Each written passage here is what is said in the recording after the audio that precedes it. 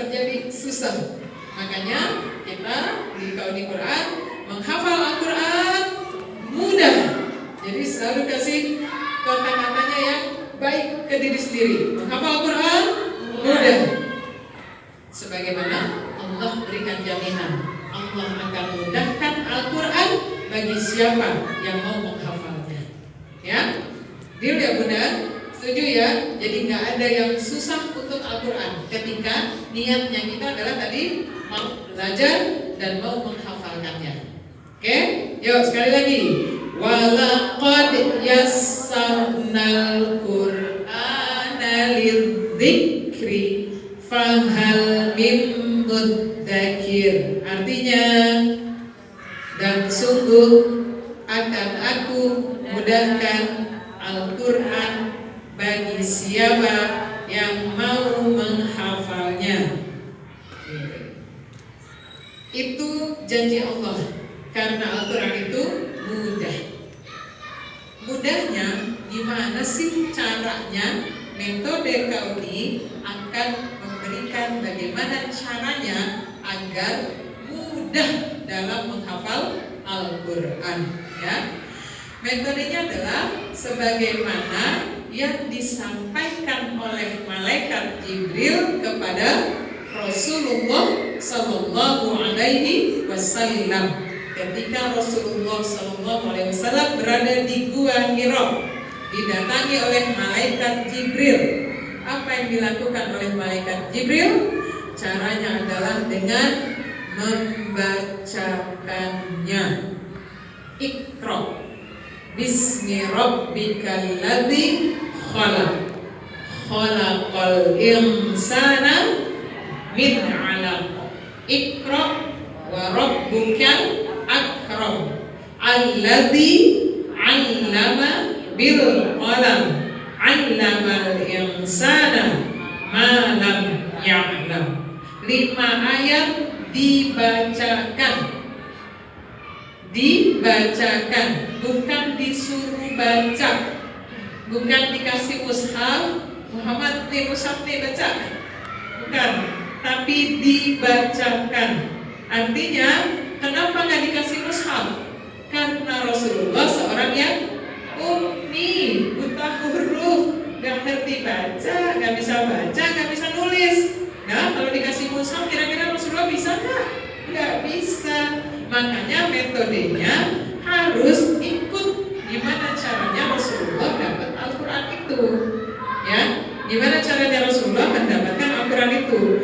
Yaitu dengan dibacakan. Sebagaimana Allah firmankan di dalam Quran surat Al-A'la ayat 6 dan 7. A'udzu billahi minasyaitonir rajim. Sanuqri'uka fala tansa illa ma sya'allah. Sanuqri'uka, dan aku akan bacakan Al-Quran kepadamu Muhammad. Dan aku akan bacakan Al-Quran kepadamu Muhammad, fala tansa, sehingga engkau tidak akan lupa.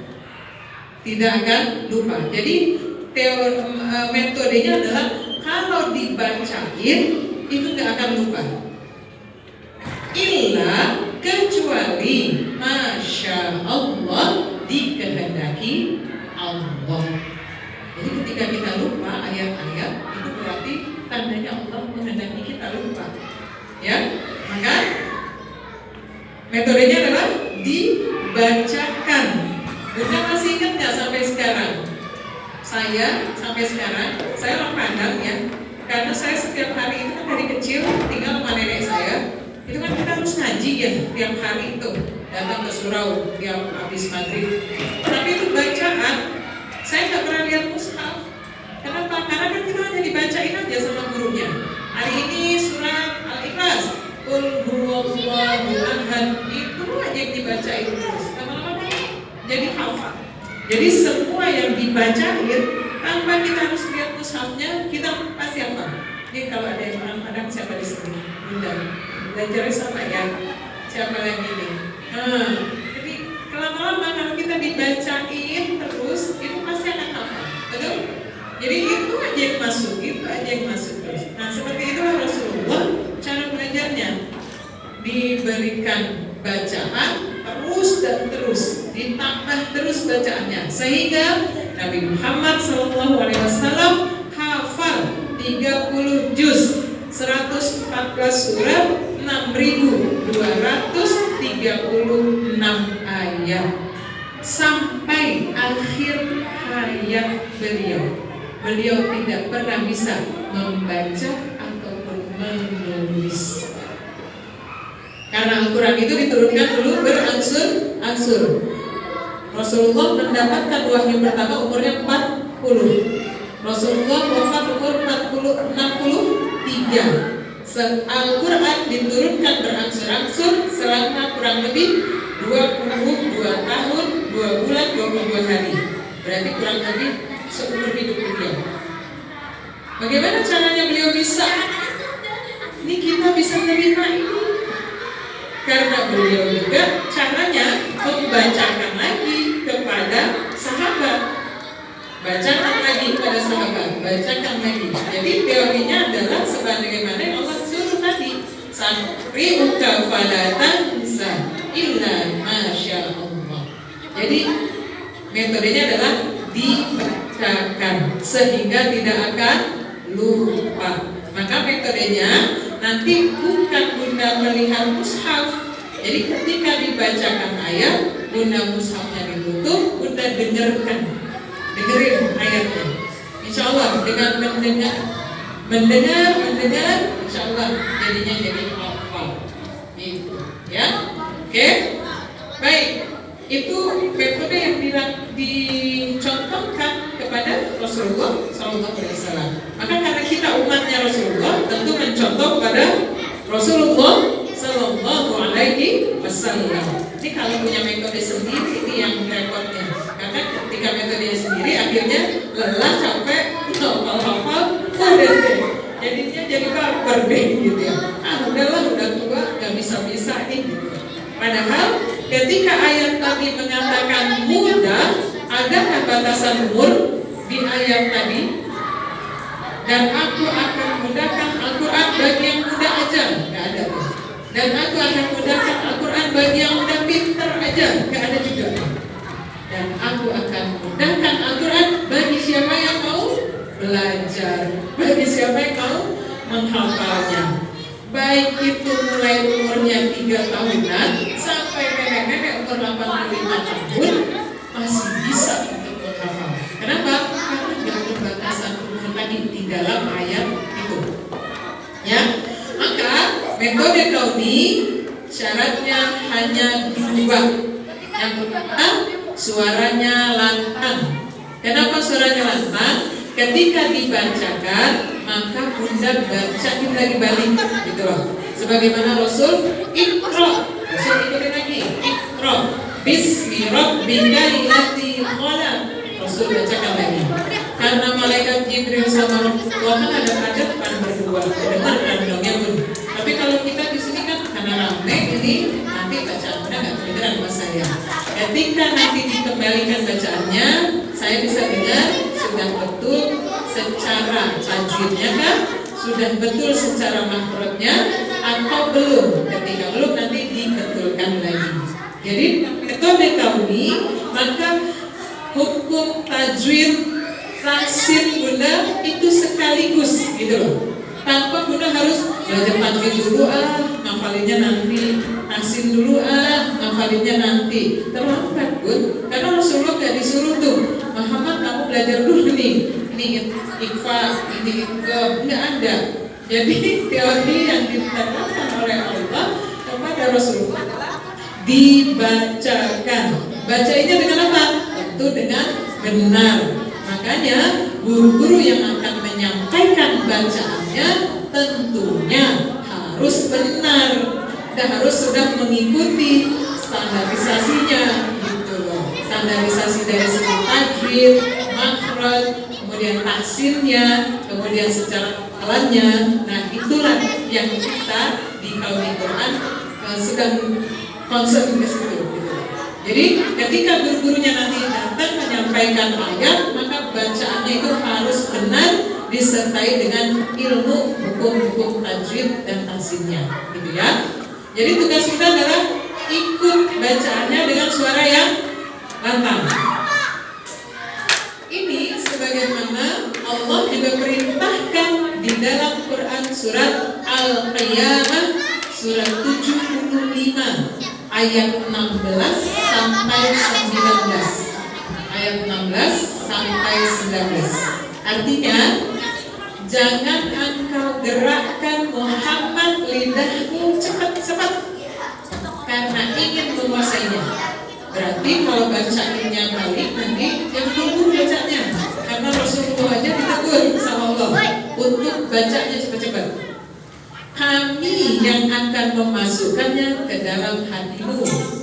Jadi ketika bacaannya itu tartil perlahan-lahan, maka Allah yang akan memasukkan ke dalam hati.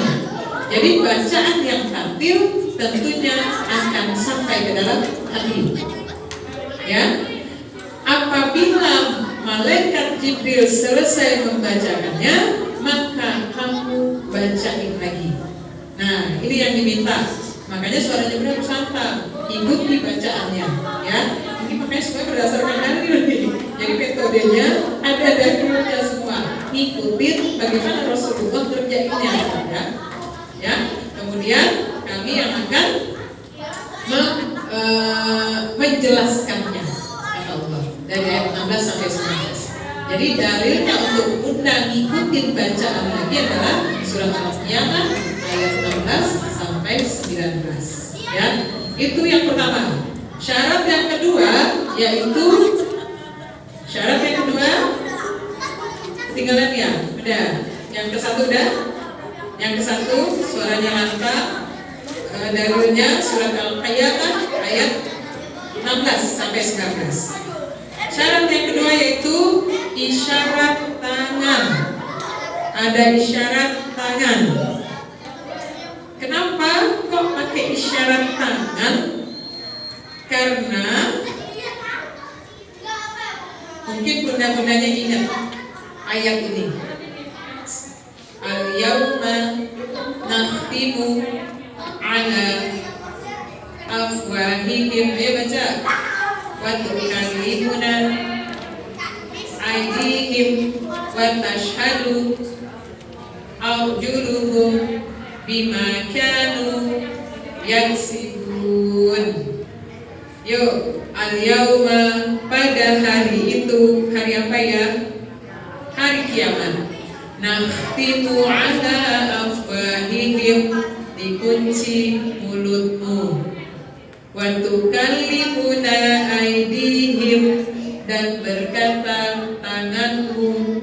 Wa tashhadu arjuluhum, dan bersaksi kakimu. Bima kanu yaksibun, atas apa yang dahulu kamu lakukan. Jadi pada hari kiamat nanti dikunci mulutnya. Yang berkata apa? Tangan. Yang ngasih kesaksian apa? Kaki. Tangan sama kaki dia akan berkata, memberikan kesaksian. Makanya metode Kauni menggunakan isyarat tangan, gunanya untuk agar Buddha bisa bergerak ya, menggerakkan tangannya. Ini mewakili artinya nanti ya. Jadi ketika hafal ayatnya, maka tangannya menggerakkan bagian dari artinya ya, sehingga dengan metode ini Bunda hafal dengan benar termasuk hukum-hukum tajwidnya, dan Bunda paham apa yang dibaca. Karena selama ini kita hanya sekedar baca tapi nggak paham apa yang dibaca. Kebayang dong kalau kita baca tapi nggak paham, kira-kira mau dikerjain apa enggak? Nggak mungkin ya. Bunda baca resep bikin semur jengkol misalnya, tapi Bunda nggak paham nih, bumbunya nggak paham, ini tuh nggak ngerti, gimana nya, pokoknya Bunda nggak paham deh. Kira-kira Bunda bikin nggak semur jengkolnya? Kagak pasti. Bener? Bunda beli mesin cuci, bahasanya bahasa Jepang, Bunda kagak paham. Kira-kira tuh mesin mau dipakai apa enggak? Enggak. Tunggu dulu, nyari orang yang bisa mahamin dulu. Betul? Ya? Maka sesuatu yang tidak dipahami pasti tidak akan mau dilakukan. Bagaimana kita mau melakukan amal perbuatan yang Allah perintahkan kalau kita nggak paham apa isi Al-Quran? Betul apa betul? Ketika hafal Yasin, ditanya Yasin ayat 65 aja nggak paham. Yang mana Yasin ayat 65 kan? Yang barusan yang udah baca, al-yauma nakhtimu ala afwahihim. Ditanya artinya pasti nggak tahu. Kenapa? Karena hanya sekedar hafal. Nggak tahu tuh kalau nanti akan bersaksi kaki ini dikunci. Maka perbanyak apa? Perbanyak hafalan dengan menyimpan memori di tangan. Karena kata Allah, memori yang paling lama daya simpannya yaitu tangan. Bukan otak, bukan handphone, bukan komputer, laptop, tetapi adalah tangan. Buktinya ketika nanti di hari kiamat ini bisa berkata, tangannya bisa berkata. Maka kita pakai metodenya dengan dua. Ikuti bacaannya dengan suara yang lantang dan gerakkan tangannya. Maka itu akan menjadi satu kesatuan. Bunda hafal plus Bunda paham maknanya. Sehingga ketika hafal dan paham maknanya, insya Allah akan mudah untuk mengamalkannya. Dan cara mengamalkannya adalah tentu dengan diri sendiri dan mudah untuk diajarkan kembali. Makanya saya tantang bunda-bunda, setiap habis selesai kajian nanti harus bisa ngasih pelajarannya kepada mau anak, mau cucu, boleh. Ya, pokoknya harus bisa 1 atau 2 ayat, nanti diambil videonya, kirimkan ya. Kita berfastabiqul khairat ya. Siap? Siap bunda-bunda? Siap, insyaallah. Baik, yuk. Hari ini metode codingnya adalah kita akan mulai masuk ke surat pilihan ya. Baik, tadi kesimpulannya apa? Ayat-ayatnya yang berhubungan dengan metode coding.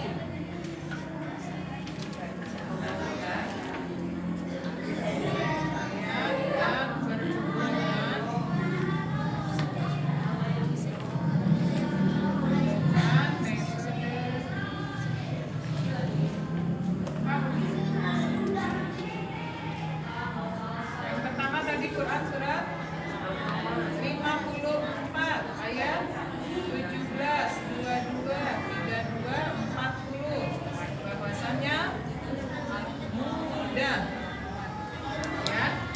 Kemudian Quran surat Al-A'la ayat 6 dan 7, metodenya adalah dibacakan. Yang ketiga, Quran surat Al-Qiyamah surat 75 ayat 16 sampai 19. Ikuti bacaannya.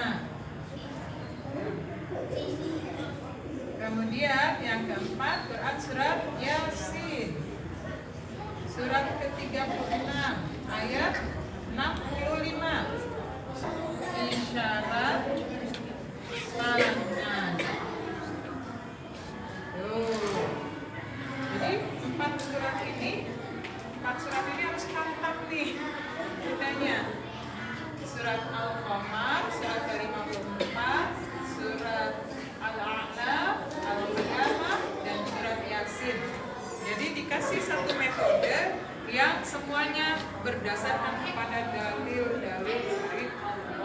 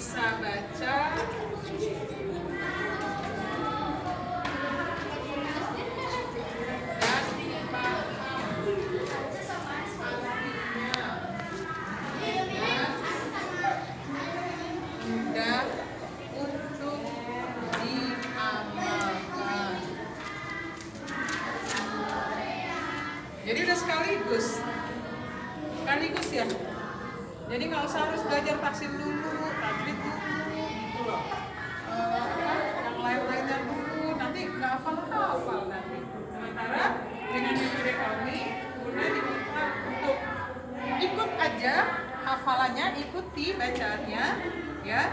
Nanti akan dibacakan dan ikuti pakai isyarat tangan, maka Bunda akan hafal ayatnya, bisa membacanya dengan benar, paham artinya, dan Bunda akan mudah untuk mengamalkannya. Gitu ya. Jadi satu metode including udah semuanya, nggak usah all out, nggak usah lagi belajar dulu tarsin, karena nanti sambil dibacakan sambil dikasih taksin. Bunda kalau belajar taksin aja terus, kayaknya Bunda pulangnya kan itu deh, pusing sendiri deh. Aduh, atau BI tadi tuh anaknya berapa aja ya? Kan nggak hafal-hafal.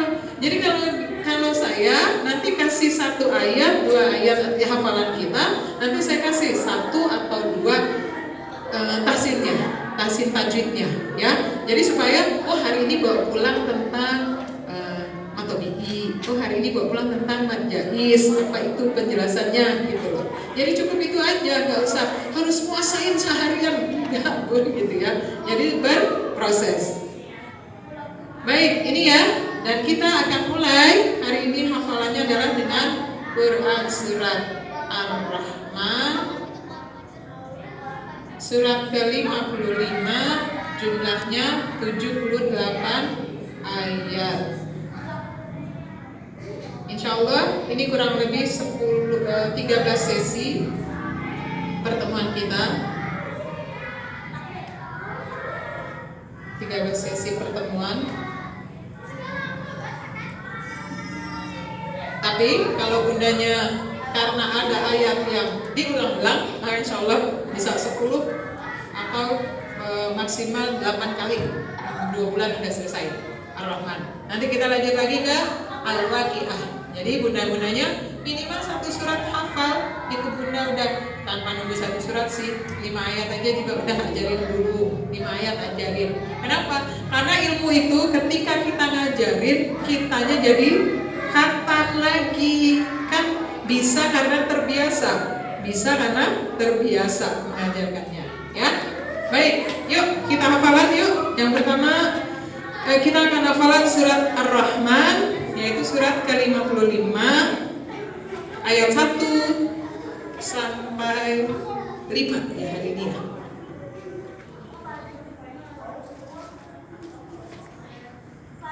Kemarin di previewin ayat 7 ya.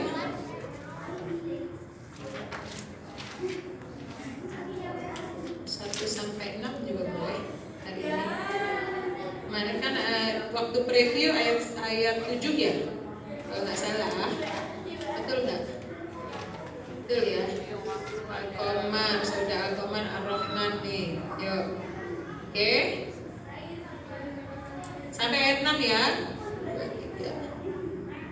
Iya betul, 3 baris. Satu pertemuan itu 3 baris maksimalnya, ya. Baik, yuk. Mudah-mudahan dirahmati Allah. Biar relax, boleh nggak kita ice breathing dulu? Kayaknya udah ini materinya udah padat.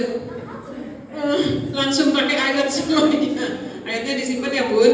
Jadi saya lebih senang kalau ngasih ilmu itu saya harus berdasarkan dalil. Jadi saya ngomong itu dalilnya ada, tanpa nyuruh orang itu ngelakuin tapi nggak ada yang nyuruh. Karena syaratnya ibadah itu 2. Yang pertama niat karena Allah, yang kedua ittiba Rasul. Ittiba artinya ngikut apa yang dikerjakan sama Rasulullah.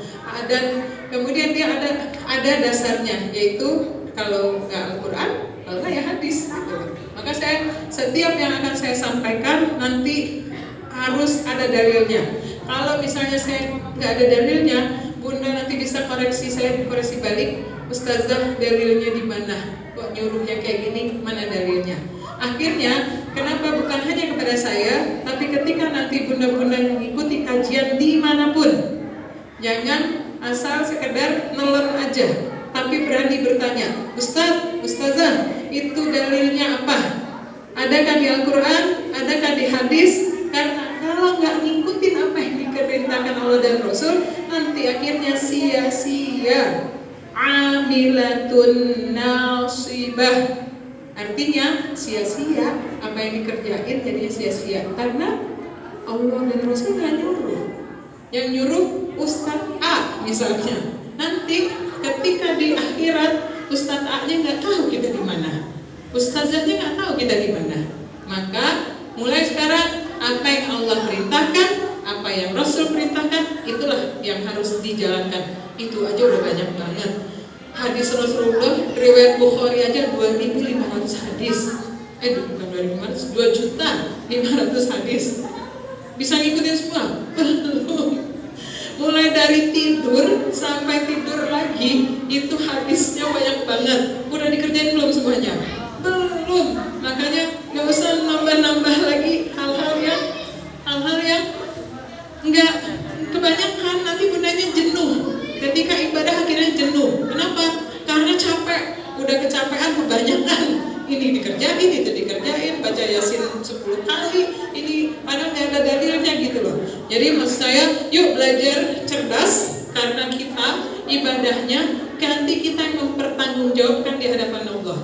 Kenapa melakukan ini? Kenapa melakukan itu? Itu Allah akan bertanya kepada kita. Ya, baik.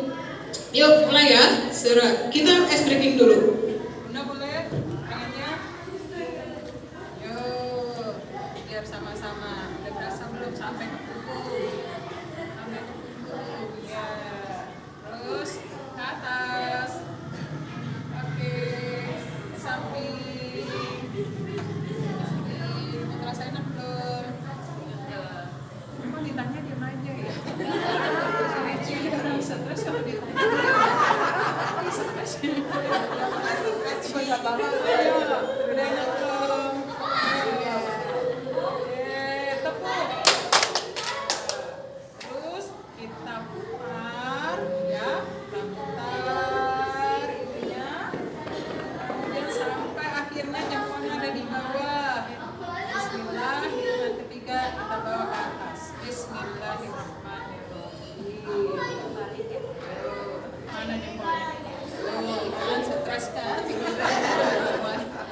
Ayo, konsentrasi. Kenapa jadi jempolnya nggak dapet? Masih, si Bunda masih bingung.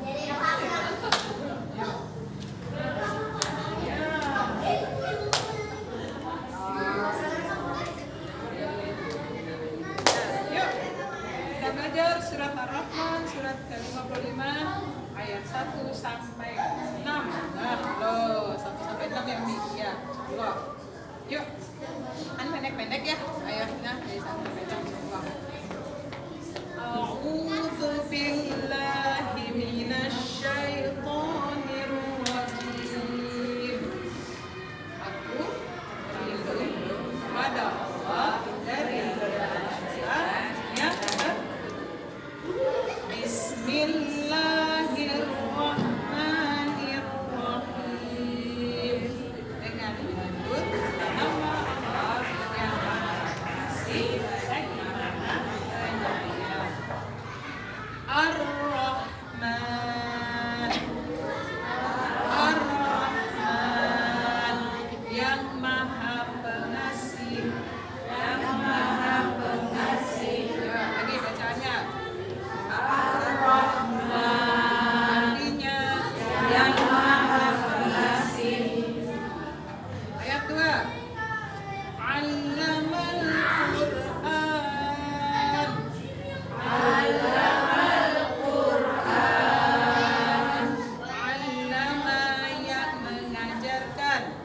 Allama yang mengajarkan. Allama yang mengajarkan. Allama yang mengajarkan. Al-Qur'an. Al-Qur'an. Yang mengajarkan Al-Qur'an. Ayat 1 dan 2. Ar-Rahman. Artinya yang Maha Pengasih. Allamal Qur'an.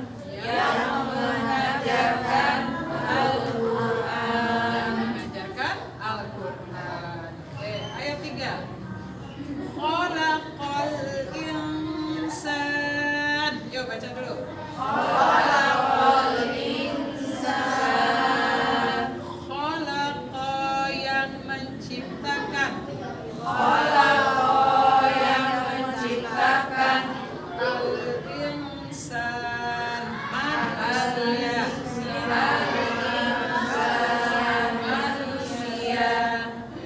lagi ya. Khalaqal insan.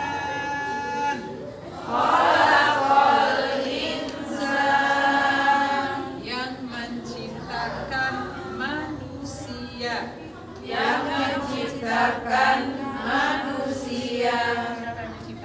Allah yang Rahman lagi ya. Yuk ayat 1 sampai 3 mulai.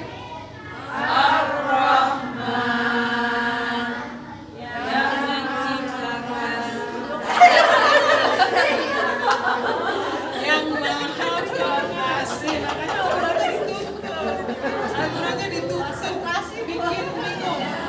Udah tahu nggak kalau otak itu bikin repot kata saya. Bikin repot nggak otaknya? Iya, tutup Al-Qurannya. Kan metodenya disuruh ngikut aja, jangan lihat. Karena ketika lihat itu bikin repot. Otak kanan bilang ini, otak kiri bilang ini, maka akan berantem dia nanti. Gerakannya kan sama. Bismillahirrahmanirrahim. Rahman artinya maha mengasihi. Yuk kita mulai lagi ya. Ar-Rahman yang maha pengasih. Ayat 2.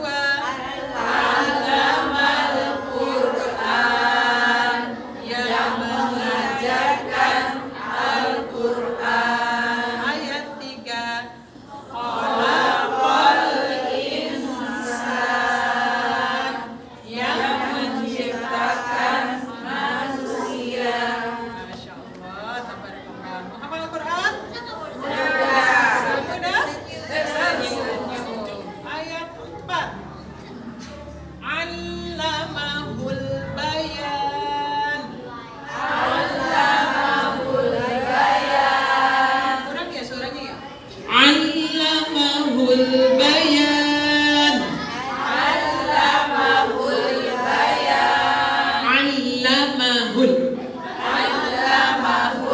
Bayan. Allamahu. Yang mengajarkan.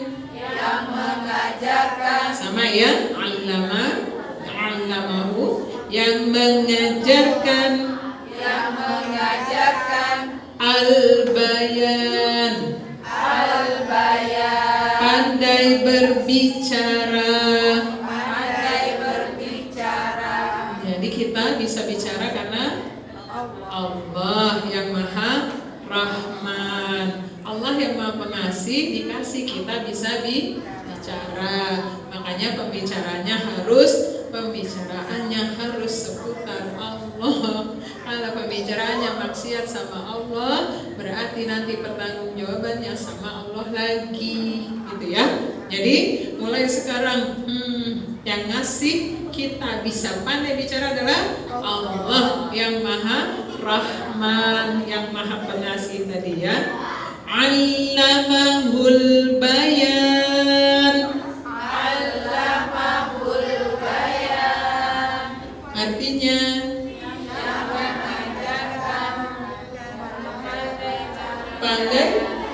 pandai berbicara. Ini kayak ngomong bunda, jadi bingung. Allamahul bayan, pandai berbicara, yang mengajarkan pandai berbicara. Yuk ayat 1 sampai 4. Ar-Rahman yang allamal Quran, yang mengajarkan Al-Quran. Khalaqal insan, yang menciptakan manusia. Allamahul bayan, yang mengajarkan pandai berbicara. Masya Allah, tabarakallah. 4 ayat. Ingat gerakannya? Coba yang kelompok sini ayat 1 dan 2. Yuk, 1, 2, 3. Ar-Rahman. Ulang. 1, 2, 3. Ar-Rahman yang maha pengasih. Ayat 2. Allamahul Quran yang mengajar Ayat 3, yang kelompok sini. Artinya ayat 4, yuk. Yo, Bayan kesini apa kesini? Kalau bingung, Bayan pandai. Yo, ulang 1, 2, 3. Artinya, Masya Allah, tabarakallah. Sip. Lanjut ayat 5. Asy-syamsu wal qamaru bihusban. Asy-syamsu wal qamaru bihusban. Lagi? Asy-syamsu wal qamaru bihusban. Oke. Asy-syamsu. Matahari. Matahari besar ya. Ini lingkarannya besar jadinya ya. Matahari. Wal qamaru.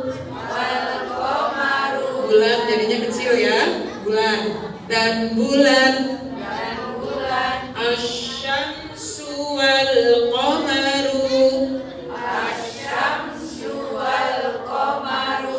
Matahari dan bulan. Asy-syamsunya apa? Wal qamaru bihusban. Beredar sesuai perhitungannya.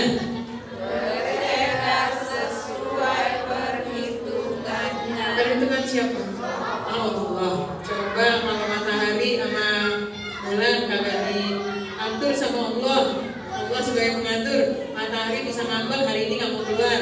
Bulan aja deh, bulan. Aku nggak mau hari ini capek, gitu misalnya. Atau bulan, hari ini aku nggak mau keluar. Biarin aja. Atau kamu aja terus dari pagi sampai pagi lagi. Nggak mau, nggak ada ya. Jadi semuanya diatur sama Allah. Bihusban, dia beredar sesuai perhitungannya. Bunda bisa bayangin beredarnya? Kayak orbit gitu ya. Kalau kita pelajaran itu IPA bisa lihat gitu ya peredarannya ya. Asy-syamsu wal qamaru bihusban.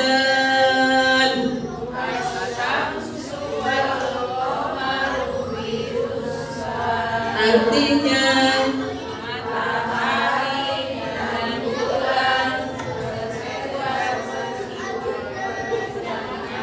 beredar sesuai perhitungannya. Beredar sesuai perhitungannya. Yuk sama-sama. Beredar sesuai perhitungannya.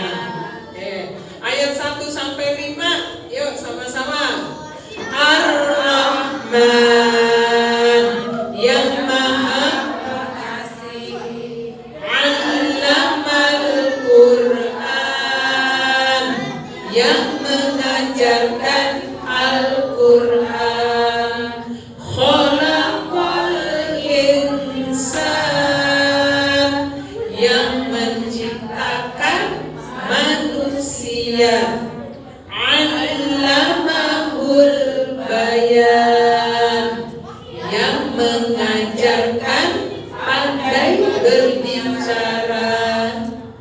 Asy-syamsu wal qamaru bihusban.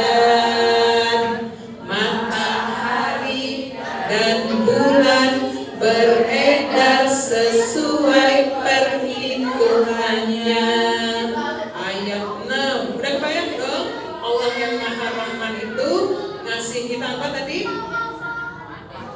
Ngasih pelajaran kita bisa tahu Al-Quran, yang menciptakan kita, yang ngajarin kita pandai bicara, yang menciptakan matahari dan bulan itu beredar, ya, yang diatur sama Allah peredarannya.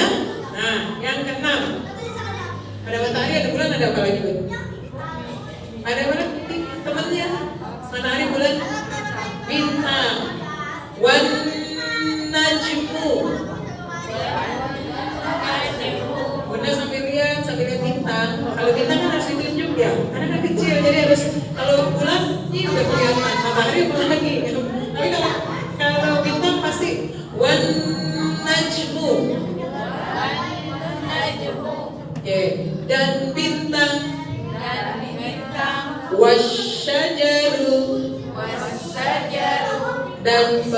pepohonan.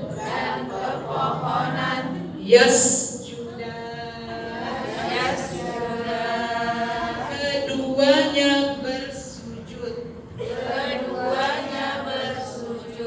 Pernah lihat pohon sujud nggak? Hah? Pohon pernah lihat? Oh, kita nggak tahu sebenarnya karena itu semua rumput itu semua tanaman itu mereka bersujud semua. Matahari, bulan, bintang itu bersujud, tapi kita tidak pernah tahu bagaimana cara sujudnya, ya. Tetapi semua makhluk itu bersujud.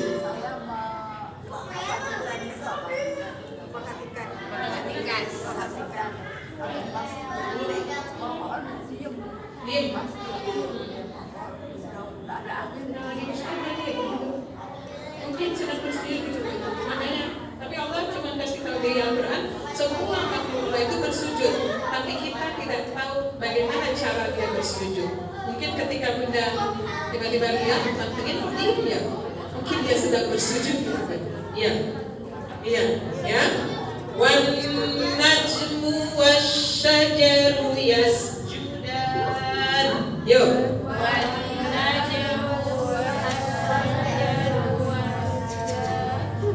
Pendek ya.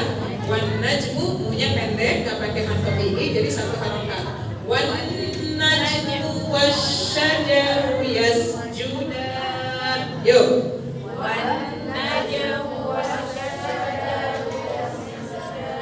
Wassajaru yasjudan. Wan najmu ada gunnah, ada nun, wa ketemu sama nun, nunnya gunnah, maka tahan minimal 2 harokat. Namanya wajib batul gunnah, minimal 2 harokat. Maka nikmati di gunnahnya. Wan najm ada pola jim, maka matikan. Wan najmu wasyajaru yasjudan. Yuk.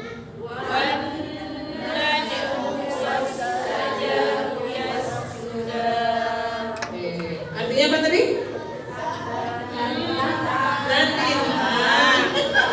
Najmu tadi kita matahari, bulan, terus tunjuk satu bintang gitu ya. Wan najmu dan bintang serta pepohonan keduanya bersujud.